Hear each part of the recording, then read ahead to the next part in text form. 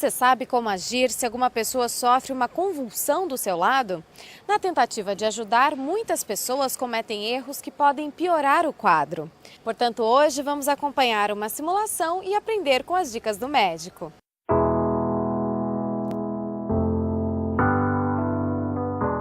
Nós encontramos o André, que estava nas suas atividades habituais e subitamente iniciou uma crise convulsiva, uma crise epilética, caracterizada pela rigidez muscular e pelos abalos musculares. Essas convulsões acontecem quando o cérebro tem atividades elétricas desorganizadas.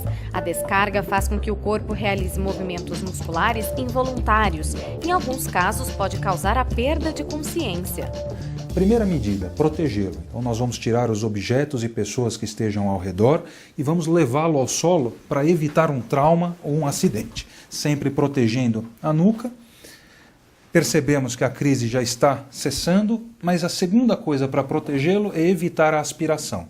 Então vamos virá-lo sobre a sua mão, vamos tirar todos os objetos que possam atrapalhar, vestuários inclusive, e vamos deixá-lo nessa posição, observando a recuperação da consciência e a sua respiração. Quando a pessoa está em crise, ela pode engolir líquidos, como vômitos ou saliva, pelas vias respiratórias e entupir o local, causando falta de oxigênio.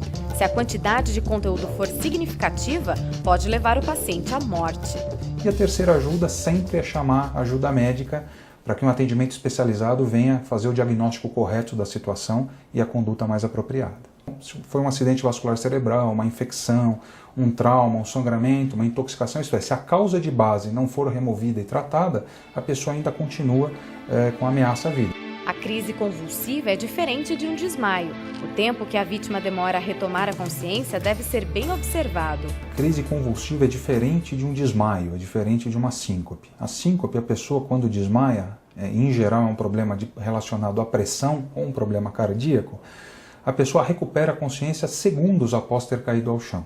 Na convulsão demora um pouco mais, pode demorar alguns minutos. Então daí a importância, após a crise ter cessado, isto é, após a pessoa ter tido os abalos dos grupamentos musculares, ela ainda ficar ao lado dessa vítima, porque essa vítima ainda está sob risco de aspiração, principalmente porque ainda não recuperou completamente o nível de consciência.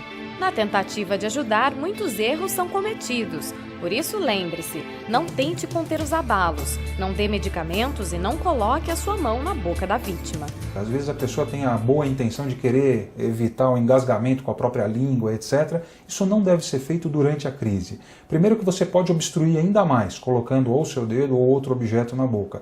E segundo que a vítima pode, inconscientemente, lógico, morder o seu dedo e fazer um machucado significativo. Para saber mais sobre saúde e bem-estar, acesse minhavida.com.br.